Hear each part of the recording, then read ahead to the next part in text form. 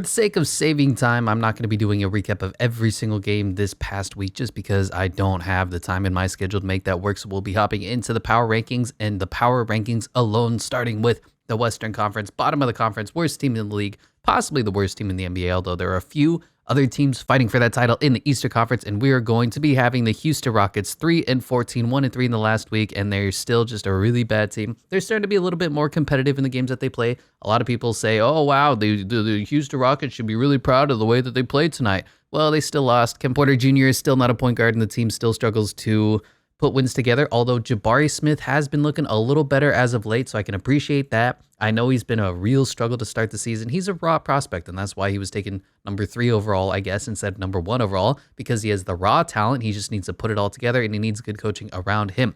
Going up just ahead of them is the Los Angeles Lakers. Now, I guess technically they're ahead of the Spurs, or they have the same record as the Spurs. Anyway, Lakers, still terrible, awful team. LeBron James is out. That said, they've been winning a little bit. Went 2-0 in the past week, 3-0 without LeBron James, and they've been looking okay. They've been looking almost like a basketball team, if I dare say so myself, but a little bit of a win streak isn't going to pull them out of the basement. Still 5-10, horrible team, horrible roster, horrible record. They are struggling, and the Spurs have been competitive in their games where the Lakers were getting absolutely blown out to start the season. So I need to see more from the Lakers before I start to bump them ahead of the Spurs with 3 less games played. Spurs are going to come in at 13th, down 2 spots from where they were last week, and it's just because they are embarrassing in the last week. They were horrible, 0-5, really rough stretch of games. I think it was 5 games in 7 days, and all of them were just embarrassing losses to pretty good teams. For the most part, Greg Popovich teams were playing competitive to start the season. They have no talent whatsoever. I had them as the worst team, I think, in the power rankings before Utah Jazz blew up their roster.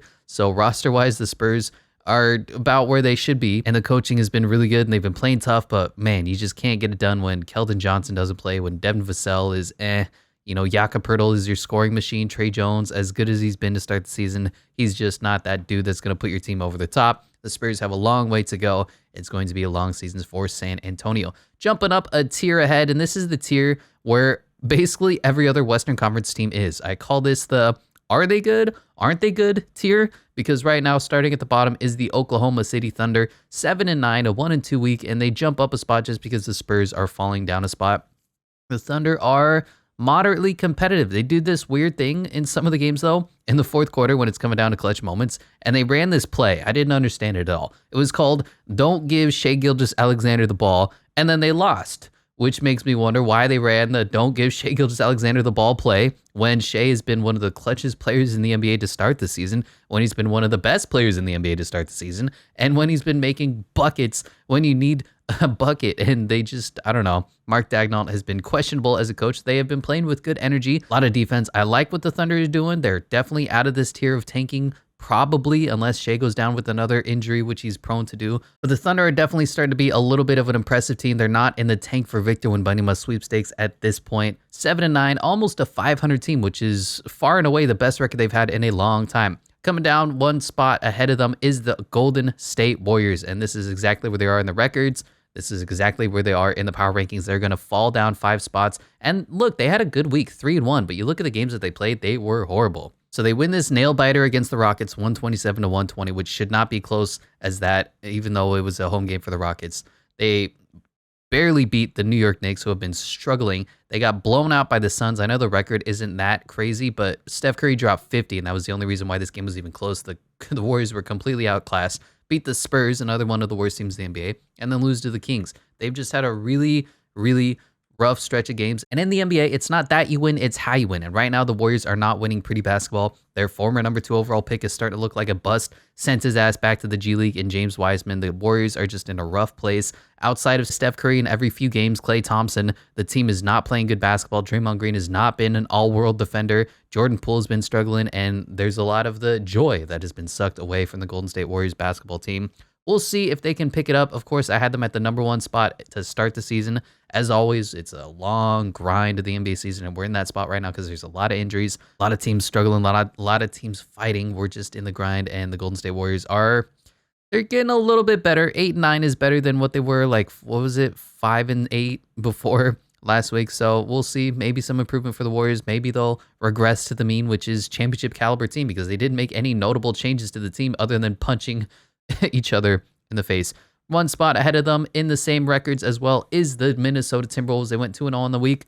I'm just not convinced. I've seen the Rudy Gobert experiment before. I've seen it again this season. It's been a mess. Karl Towns is hit and miss. Anthony Edwards is the streakiest player in the NBA. D'Lo will come and go as he will, and Chris Finch occasionally has these guys playing hard basketball. Occasionally they look like an embarrassing basketball team as well. So I'm just going to hold them steady here at the 10 seed. Moving up to the 9 spot, another team going up 1 spot just because of the Golden State Warriors falling so precipitously, but it's not by anything impressive that they've done, and that's the Los Angeles Clippers at 10-7. They went 3-1 on the week. They're starting to ingratiate Kawhi Leonard back into the roster.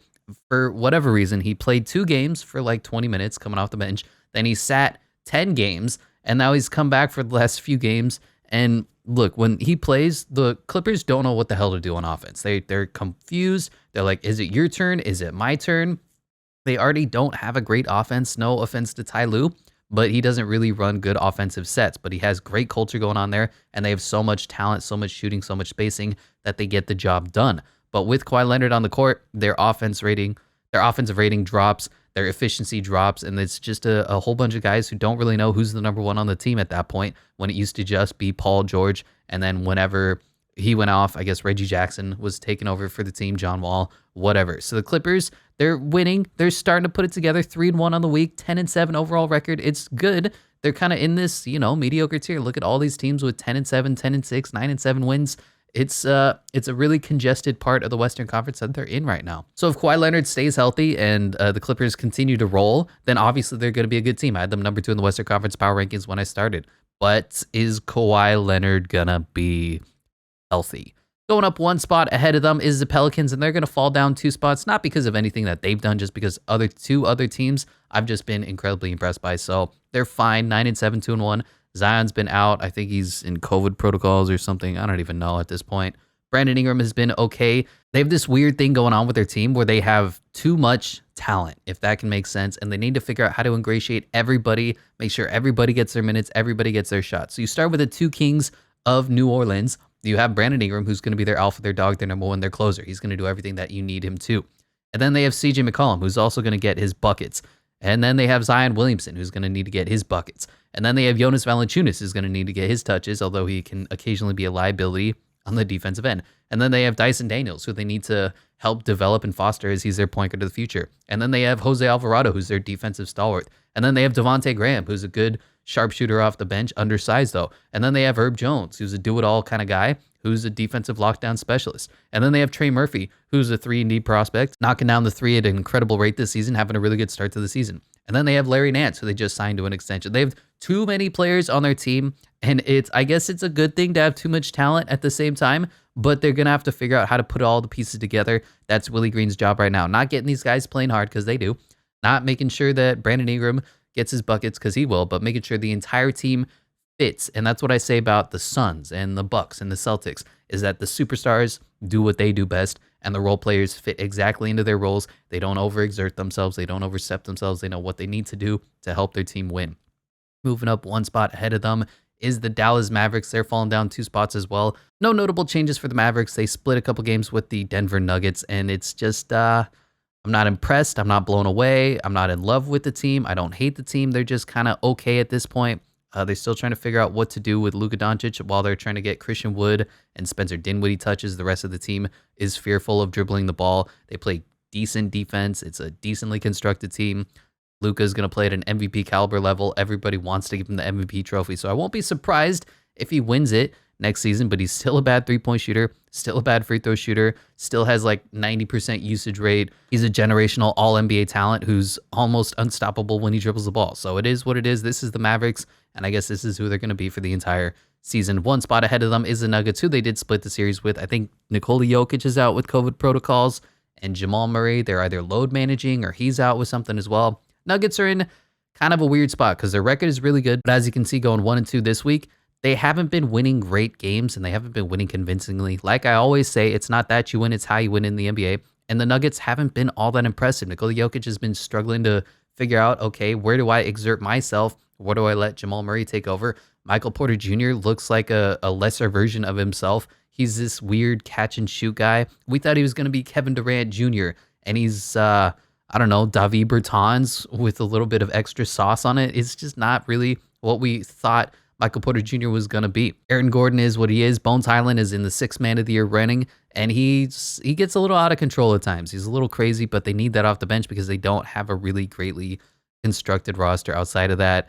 They're mediocre at this point. I don't know how else to say it. 6th seed, gonna drop 2 spots because the 2 other teams have been impressing me. Grizzlies as well coming in at number 5. They're going to drop down 2 spots. Same reason as all the other teams. Nothing that they've done. Of course, I'm expecting Ja Morant's injury to bring them down. So right now they're 10-7. They're a good team. They're starting to get healthy minus Ja Morant, which is, I mean, yeah, but Ja Morant's going to be gone for, I believe, 2 weeks, some kind of ankle injury. So he's going to be out. The team is good enough to hold steady. Tyus Jones is a fine point guard. I liked Kennedy Chandler coming out of the draft. He's undersized, but he's got good athleticism, has a good basketball IQ. So they'll be able to hold down the fort as long as their other guys step up. That means Dylan Brooks needs to remember how to play good basketball again. That means Jaren Jackson Jr. needs to turn into a $25 million a year beast. Steven Adams getting those offensive rebounds. Brandon Clark making effort plays. Santi Aldama stretching the floor. David Roddy playing good basketball. Jake LaRavia playing good basketball. They have a good enough team to hold the fort. Maybe they can improve upon this spot if the other teams start to fall off. Maybe they'll fall down if Ja Morant's injury is that much of an issue for them. We will see, but they're going to hold steady right now at the 5 spot. Falling down 2, so are the Blazers coming in at the number 4 spot. The second I put them up there in that tier of they're going to be some dogs, Damian Lillard goes out with injury again. And look, the Blazers they're a championship caliber team compared to the rest of the NBA right now. When Damian Lillard is healthy, they got Dame at the 1, Anthony Simons at the 2, Josh Hart at the 3, Jeremy Grant at the 4, Yusuf Nurkic at the 5. Got a good-looking bench. Keon Johnson, Drew Eubanks, Gary Payton. They got a good team out there in Portland if Damian Lillard is healthy. If not, they're a significantly worse version of themselves. You saw they went, 6-0 when Dame was healthy, and then when they lost him, they're, 4-6, and then he comes back, and then he goes out with injury again. It's just Damian Lillard is old, and he's prone to injuries at this point, and that's going to be a problem that Portland needs to manage. They're going to fall down 2 spots, might be falling more if they continue to struggle without Dame.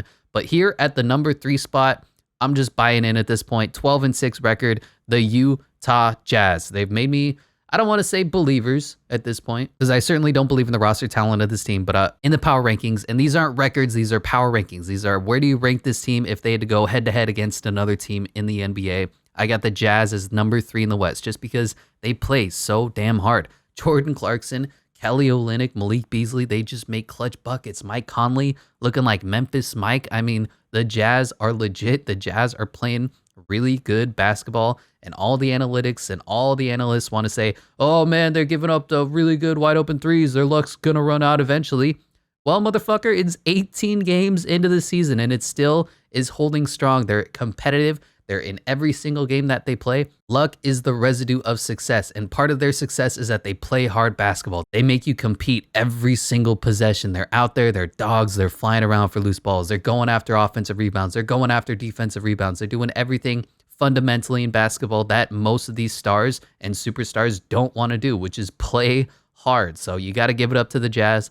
I'm still not going to be completely sold in saying they're championship contenders, but right now, they're the number 1 seed in the Western Conference. They're number 3 in my power rankings, going to jump up 5 spots. And you might be noticing that there's a missing spot here. Number 2 seed is the Sacramento Kings. I'm finally starting to say, all right, they're putting it together at this point. They're 9-6 on the season, went 3-0 in the week. You might have realized that they went, 1-4 to start the season, but every one of those losses, they were either really close, really competitive, or the refs fucked them out of a win. They're finally starting to put the pieces together, and while the rest of the NBA is struggling, the Kings are saying, well, if you're going to struggle, we're not. De'Aaron Fox has been a bucket in the 4th quarter. Whenever you need him to make something clutch, he's going to do it. He's become that dude. Domantas Sabonis has been struggling, shooting horribly, but when you need him to make a bucket in the 4th quarter, he's like the clutchest NBA player ever. It's so funny. He's like a 50% free throw shooter and a 20% three-point shooter, but in the 4th quarter, those percentages double. He's ridiculous. And the roster construction, I said about this in the deep dive, is great. Kevin Huerter has been a bucket in the 4th. Malik Monk has been great. Terrence Davis can get you points. Their bench is good. The coaching is good. The Kings are a legit NBA team, and they're going to be competitive. Now, are they a championship caliber team?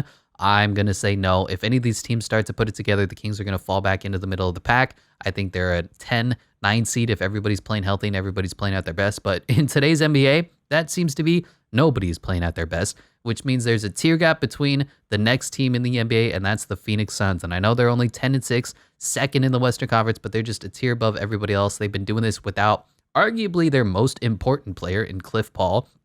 Campaign has been stepping up. He's been great. They don't really have a backup point guard. Devin Booker has been a bucket. DeAndre Ayton he's been questionable.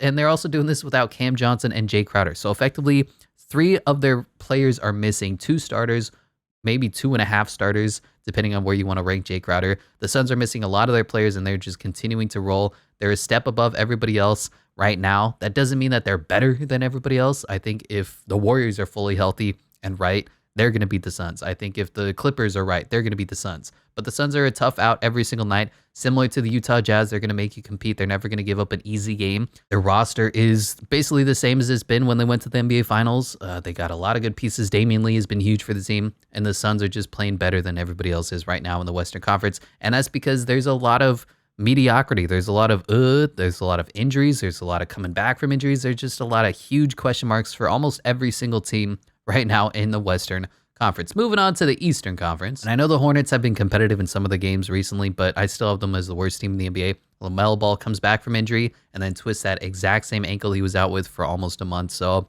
gone for who knows how long at this point. And like I said, if I'm the Charlotte Hornets, I'm taking for Victor Wembanyama. I'm sitting all my good players, trading away Gordon Hayward for whatever I can get for draft capital, get his contract off the books.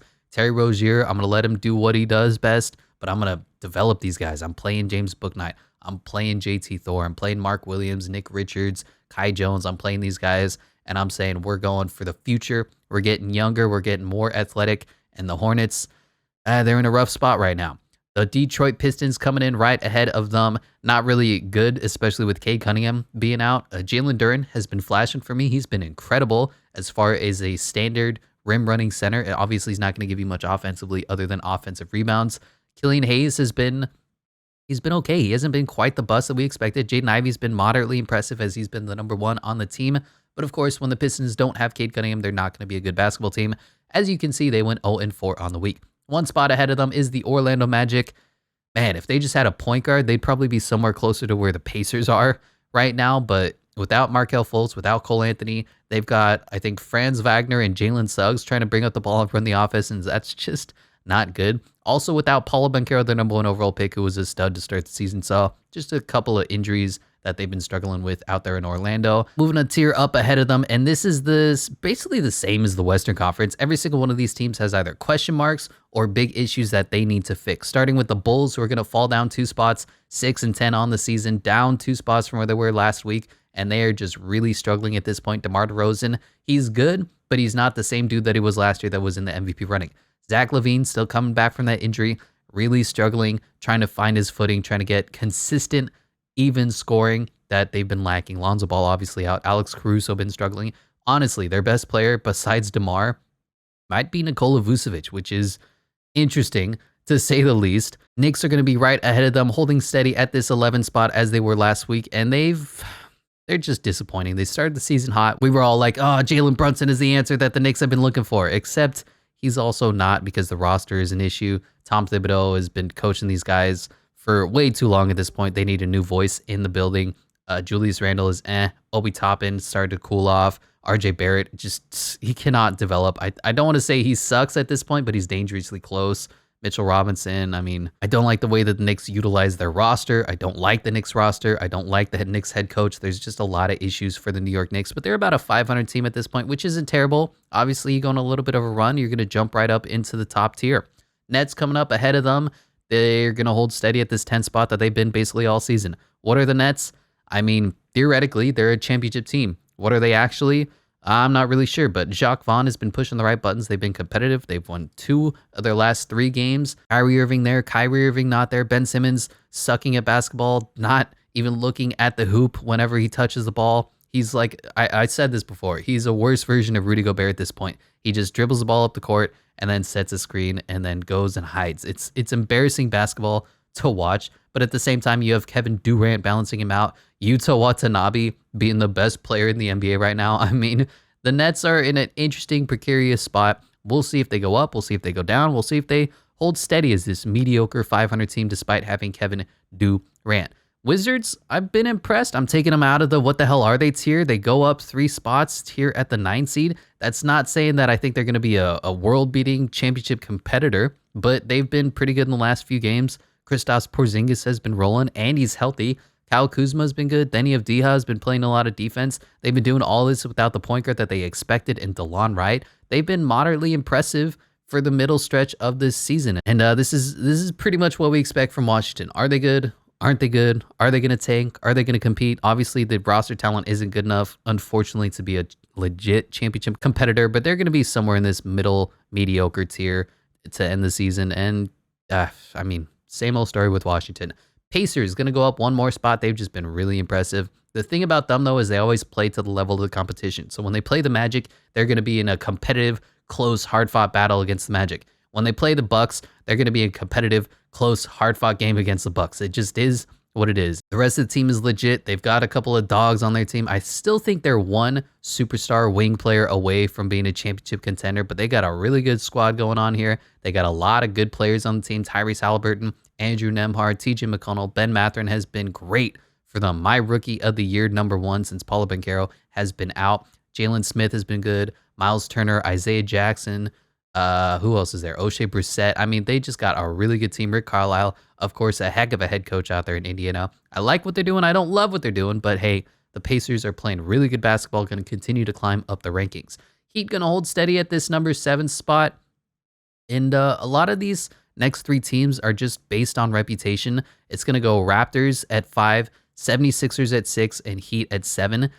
I know their records aren't really saying that they're ahead of the other teams, especially because the Wizards are 10-7. Technically, they're the 6th seed right now. But I just have to believe in what these teams and their cultures are. For the Heat, they're really bad right now. They don't have Tyler Hero. He's been out for a while. Jimmy Butler is going to sit games because he's old. Bam Adebayo has been in and out with injuries, and they don't really have offense outside of that. Max Strus can catch and shoot, but as soon as he has to create for himself, it's a mess. Duncan Robinson has been abysmal since he signed that contract. But at the end of the day, you got to believe in this Heat culture. You got to believe in the defense that they play. You got to believe that Jimmy Butler is going to hit huge clutch buckets when they need him to most. And you got to believe that Tyler Hero is going to come back and give them a jolt of offense that they've needed desperately. But for now, the Heat are going to stay at the 7th seed. They're in dangerous territory of falling down precipitously.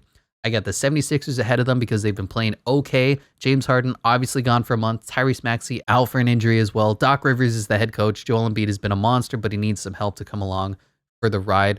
At this point, they're going to hold steady at this 6th seed. We're going to see how bad Tyrese Maxey's injury is. We're going to see eventually when James Harden comes back, if he comes back. He's got one of those weird kind of Kawhi Leonard, is he going to come back injuries where you don't really know how bad it is. It's tough to say. It's really based on how James Harden feels if he's going to come back. And y'all saw when he had a hamstring issue that he was done for 2 seasons of his prime. I mean, so we're writing this, I don't really know, tier and seeding at the #6 spot for the 76ers. Raptors at the #5 seed. I just can't justify bringing them down. I feel like we should because their performances haven't been all that good. Fred VanVleet finally came back and he's been something lesser of himself. I've been pretty disappointed in Scotty Barnes' play as well. I haven't seen much development from last year. He just dribbles the ball a lot and they don't really have a true point guard. So I guess that's what they need him to be.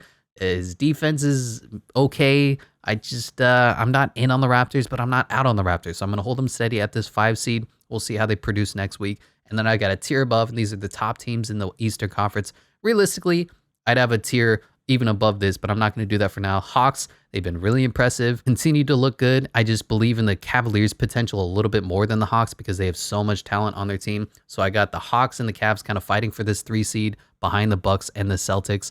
But right now, the Hawks I got at 4. DeJounte Murray has been huge. Trae Young makes clutch buckets, but DeJounte Murray is effectively running the point guard at this point for the team, which is a pretty interesting development for the Atlanta squad. Cavs, after going on a rough stretch, actually after starting incredible, then going on a rough stretch, now are starting to figure things out. 2-1. Got a lot of talent on this team, a little bit similar to the Pelicans squad, except for it's just the starter minutes.